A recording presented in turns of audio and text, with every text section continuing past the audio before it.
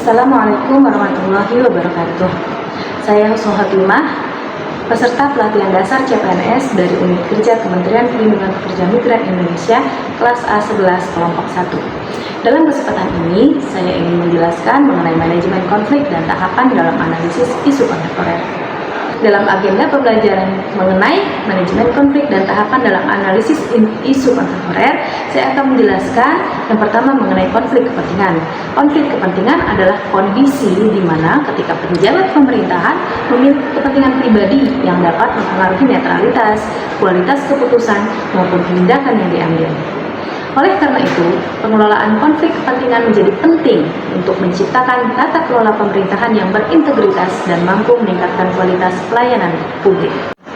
Jenis konflik kepentingan terbagi menjadi dua, yaitu satu, konflik aktual yang sudah nyata terjadi, dan yang kedua, konflik potensial yang belum muncul namun berpotensi menimbulkan masalah di masa depan.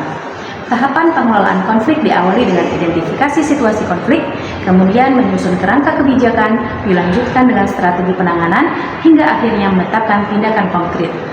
Prinsip dasarnya adalah mengutamakan kepentingan publik, menjamin keterbukaan, menumbuhkan sikap tanggung jawab, dan menciptakan budaya organisasi yang tidak toleran terhadap konflik kepentingan. Selain itu, saya juga mempelajari teknik analisis isu kontemporer.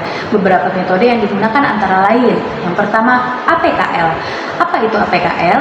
APKL yaitu aktual, problematik, kehalayakan, dan layak. Apa itu? Yaitu metode yang menilai apakah suatu isu itu memang aktual atau sedang terjadi, apakah problematik atau menimbulkan persoalan, apakah menjadi perhatian publik luas, dan apakah layak untuk ditindaklanjuti. Metode analisis isu kontemporer yang kedua yaitu fishbone diagram. Apa itu? Itu adalah metode diagram tulang ikan. Tujuannya untuk apa? Untuk mengidentifikasi penyebab masalah melalui faktor 6M dan 1E, yaitu machine, method, material, measurement, money, serta environment. Selanjutnya apa? Selanjutnya adalah USG. Apa itu USG? Urgency, Seriousness, and Crowd. Untuk memberi skor pada isu berdasarkan tingkat urgensi, keseriusan, dan kemungkinan pertumbuhan masalah.